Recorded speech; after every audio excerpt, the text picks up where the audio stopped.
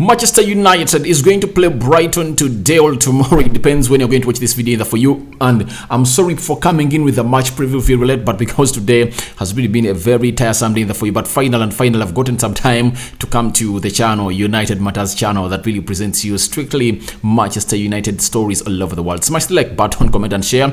If at all you're watching us for the very first time, endeavor to subscribe to this channel so as not to miss out on stories that we do upload in here on a daily. Go by the names of Rock and David, and as you know, as usual, we are back here to give you the preview of United versus Brighton. This game is going to happen at, I think it's going to be around 15 hours tomorrow. I think that's when it's happening at Old Trafford. Erik ten Hag is going to host his first Premier League game at Manchester United, Old Trafford. Either for you, it's going to be there at 16 hours. That's when it's going to happen. So we are really going to be here bringing you the match preview, match facts either for you before that game really starts in the for you. And I'm planning, by the way, to do a watch along. I don't know whether you guys really want us to do a watch along, as you guys really discuss with me as this game of football really transpires to the level we are supposed to be going. Smash the like button, comment and share, and endeavor to subscribe to this channel, because before this month ends, I want us to be having 10,000 subscribers, and I know we can really hit this mark. We can hit it immediately, guys. That's what I'm really believing in here for you. And so let's get into this. Now, before I get into the predicted lineup and who is going to start, who is not going to start, allow me throw you these stats into your faces in there for you. Then we are really getting this strictly from BBC. They are telling us that Man United versus Brighton, 10 Premier League games have been played in between these two teams, meaning that those are 5 seasons. This is going to be the 6th season when United and Brighton are in the Premier League together. So United has got 7 wins, Brighton has gotten 3. 18 goals by United scored in all these fixtures. Brighton has scored 13. 3 clean sheets for United and 2 clean sheets for a side which goes by names of Brighton. So United really has an edge.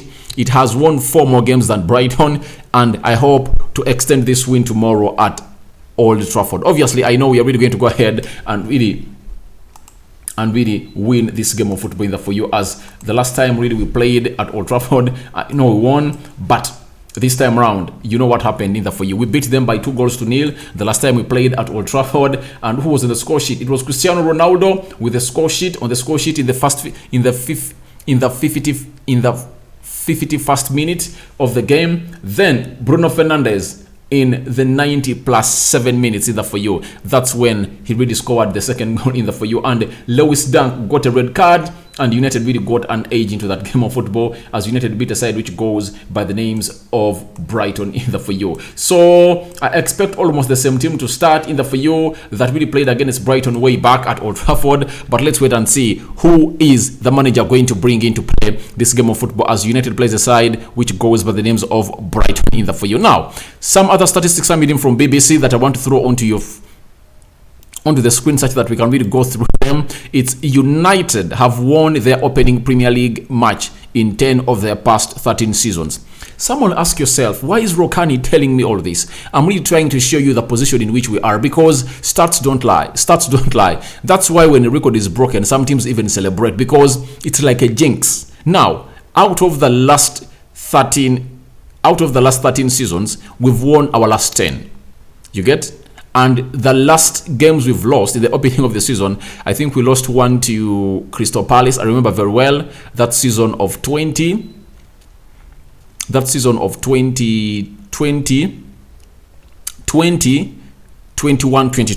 season that we are into, I think we lost to Crystal Palace. No, it's 2021. United lost to Crystal Palace in the opening game. I remember that game was really so much harsh for us. Dan Van Beek scored that only goal, and Crystal Palace scored 3 goals, and there was a penalty, and is it Winfred Zaha or Benteke really scoring in the for you and really finishing it. So United lost that game in the for you, but in the last 13 we've won 10 and lost 3. It shows you that at least we are having the upper hand into this game. That's it. Brighton can't beat us on that stat in the for you. The other statistic is Brighton have never won away against Manchester in all competitions. They have 2 draws and 12 losses, losing each of their past 8 visits to Old Trafford.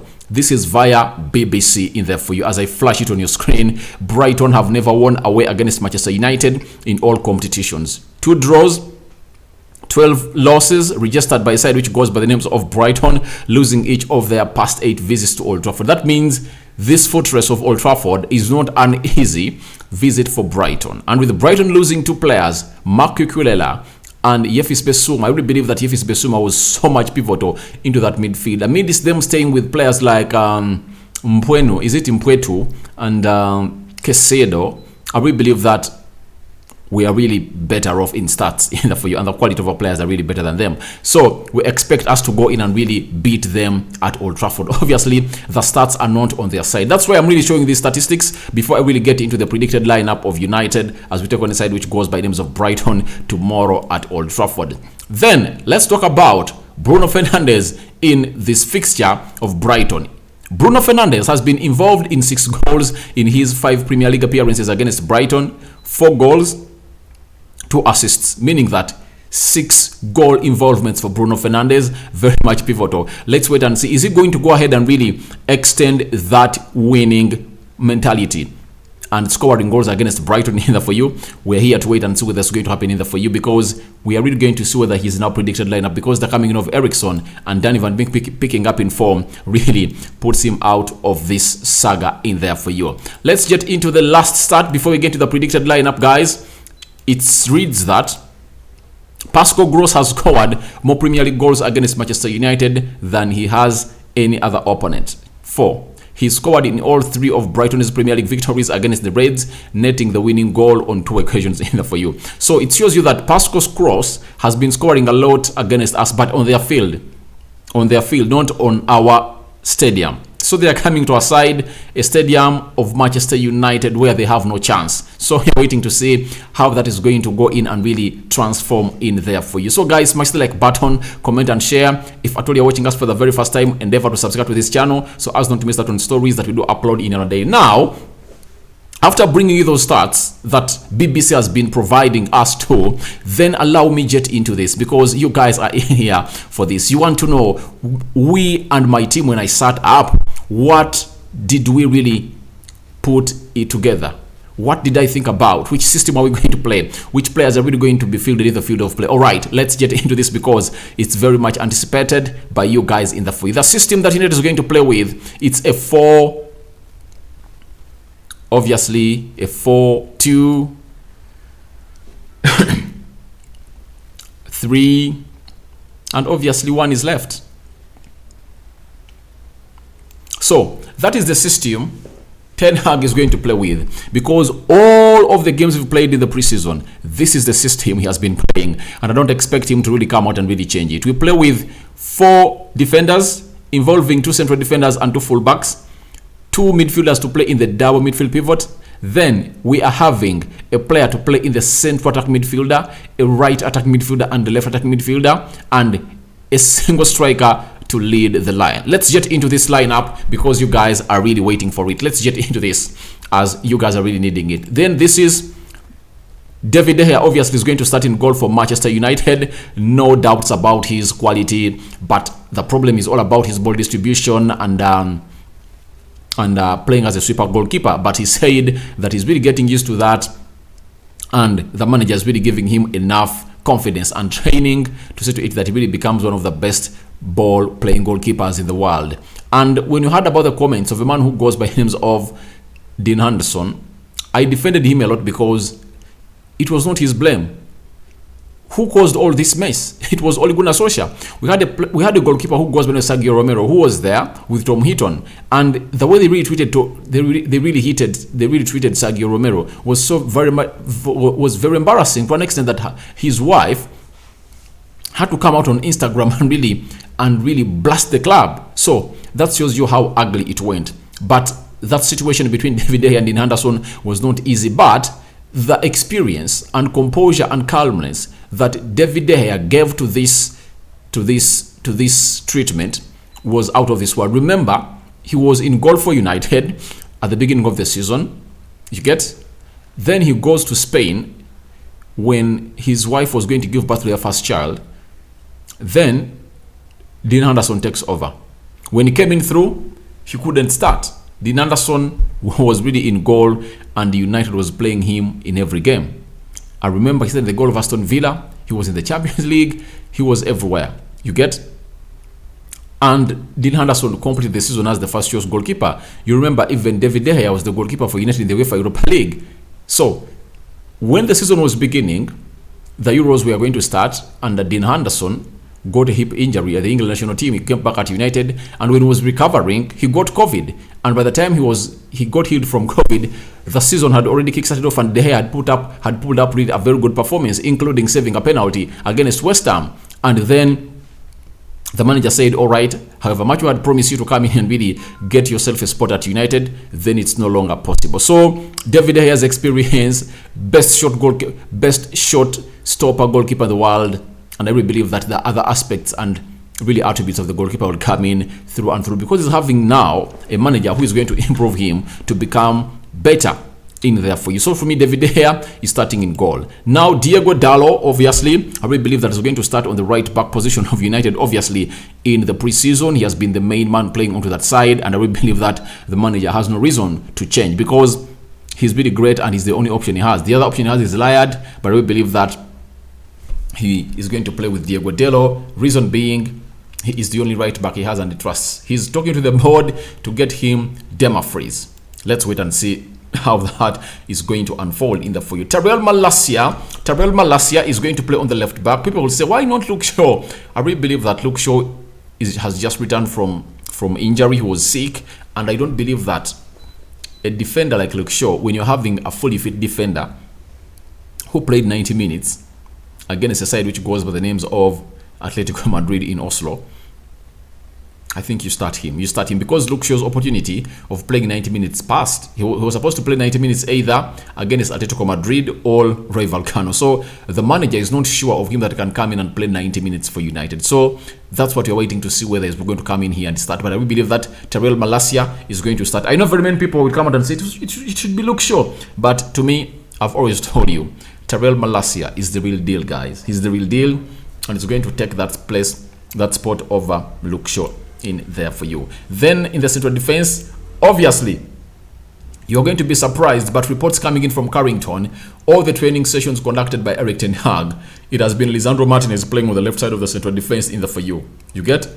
Of all the partnerships he has been really trying out on training, Lisandro Martinez was a constant in that left side part of the central defense. That is Lisandro Martinez. So expect him to start alongside the captain, Harry Maguire, fully fit. And there is something I'm noticing, that Harry Maguire was so much exposed during the Ole Gunnar Solskjaer era, because the reason is he was not protected. You get? When you're playing with a player like Harry Maguire, you need to teach him a lot of positional sense. One, he's not fast, that's it. But it doesn't mean that every defender in the world is fast. It's all about improving your brain and intelligence. Reason being, Erik ten Hag wants to really work on the brain, you get, of these players, such that they can improvise even when the situation is hard. So Harry Maguire is being put in the situation of trying to learn how to improvise, and I saw him against the team of Aston Villa in the second half, because in the first half they never opened us a lot, but second half they were all over United, and the way he really recovered shows you that he now has some positional sense in him, and he now has a good game reading. Because I trust Harry Maguire, but the problem is he has been really having bad seasons with United, especially the previous two. The one when he played for United, he played very well, and I really believe that he deserved to be given a nod, and he will give it to him. But these 2 seasons, Harry Maguire was really shit. He was trash. So Erik ten Hag is working on it, and he doesn't want, even when he's exposed. I saw him in the game of Atletico Madrid. You remember that game, that moment when Carrasco got that ball from Freddie and beat Lindelof, then he was left with Harry Maguire. The way Harry Maguire balanced up the pitch to really force him in the outside area of the goal. Because if at all Carrasco kept into the middle area of the goal, he would have really taken a good shot. But the way Harry Maguire really forced him to really run to the other side outside the box area, and then he blocked that shot, shows me that the manager has been doing a very good job. And I really believe that, unless otherwise, things go not as planned. But the moment Ten Hag says that Harry Maguire is going to be my main man, I think there is something he's seeing in him, and he has improved a lot on training and really believes that he's supposed to be the main man for United for you. That is Harry Maguire. Let's go to the double midfield pivot. Who is really going to be playing into the double pivot? I don't like this, but I really believe that this is how we're going to stand. If at all I were me, I would have gone for Freddie and Donny van Beek, but this time around, the manager really likes Freddie and Scott McTominay. Throughout the preseason, he has been playing with them in the double midfield pivot, not until Scott McTominay got an injury. I think he missed out on one game. He missed out on one game of Aston Villa. And when returned, to show you that the manager really is so much interested into this player, he started him into the midfield. So it shows you how the manager believes in Scott McTominay, and Freddie as really waits for Frankie de Jong to come in to Manchester United. That is Freddie and Scott McTominay in there for you. So they are going to play the double midfield pivot, and I really believe that they can put up a fight. But I really believe that we need a central defensive midfielder to partner either Freddie, Eriksson, Donny van Beek, name it, who can play in the pivot with that CDM in there for you. Bruno Fernandes Borges, obviously a man who has scored 4 and created 2 goals, meaning that he has been involved in 6 goals against Brighton. That is Bruno Fernandes Borges. That is the man going to play as a central attack midfielder for a team which goes by names of Manchester United. Bruno Fernandes, obviously, last season had a lot of questions. We knew him on scoring lots of goals, but last season he never really scored very many goals for United. And this time around, we're going to see, is he going to find himself so much into the scoring positions or not? So, Jadon Sancho returns from injury. He was sick. He never took part into that game of United where we played the side which goes by the names of Atletico Madrid, and we lost 1-0. In his absentia, the right flank was not really helpful. It was not really productive, and that outlet was really blocked. Elanga couldn't really be efficient as Sancho, and the Elanga's playing so much of the line couldn't really involve Diogo Dalot into play. Remember that Diogo Dalot really provided very many assists while we are onto the preseason and secondary assists. So each and every time you really block that outlet, that means even you're really blocking us from really getting nice assists from Diogo Dalot into that position in the field. But Sancho returns to play for United. Obviously, Marcus Rashford is expected to play off the left side of the attacking midfield in there for you, and guess who is leading the line? I really believe that this man, amid him saying that he's going to leave United, I really believe that he's going to go on and really lead the line for a side which goes by the names of Manchester United. One will ask, why isn't it Anton Martial? Martial got an injury and he's really ill. He pulled a hamstring injury, and now we are really looking forward to Ronaldo in there for you. People are saying that he might play with the false 9 to start with Eriksson in the central attack midfield where Bruno is, and Bruno can start as a false 9. That is possible. People are saying that. Others are saying that Rashford is going to lead the line and Garnacho is going to play off the left side of the midfield. So lots of things can be done according to the players who have in the midfield, according to how Ten Hag really looks at this team. But according to me, that is going to be the predicted lineup of United. I was talking a side which goes by the names of Brighton. Feel free to go in the comment section. Tell me what you think about this game of football as United plays the side which goes by the names of Brighton in here onto the United Matters channel for you. Remember, Brighton has never won a game at Old Trafford in all competitions in the last 12 fixtures. We've won 10 and they've drawn 2. So it shows you that everything is in our hands and Brighton is in for beating tomorrow. I will believe that we're winning this game because Chelsea has won, Spurs has won, Arsenal has won. It's only Liverpool that has drawn, and it's we who are playing fast before Man City comes in through. So we need to go in and really win, guys, because we deserve to win games like of those of Brighton. If at all you don't win against Brighton, then you won't win against Brentford, because Brentford is not a team that plays total football. That's out. Brentford is a team that plays really total football in there for you, and I expect that to happen in here for Manchester United. Thank you guys for watching in. Smash the like button, comment and share. If at all you're watching us for the very first time, endeavor to subscribe to this channel so as not to miss out on stories that we do upload in here on a daily. Go into the comment section. Tell me what you think about my predicted lineup that I put up, and who do you think should start, who do you think should be gotten out, and who do you think I've left out that the manager should really include in his team. So all that into the comment section below. I'm returning back with the story of Cody Gakpo and Leroy Sane. United really in for these players because they have really pulled out of the deal of Anthony. It won't excite many, but obviously the club has its stand because the manager really feels like they're really pricing Anthony out of the move to Manchester United. I'm out.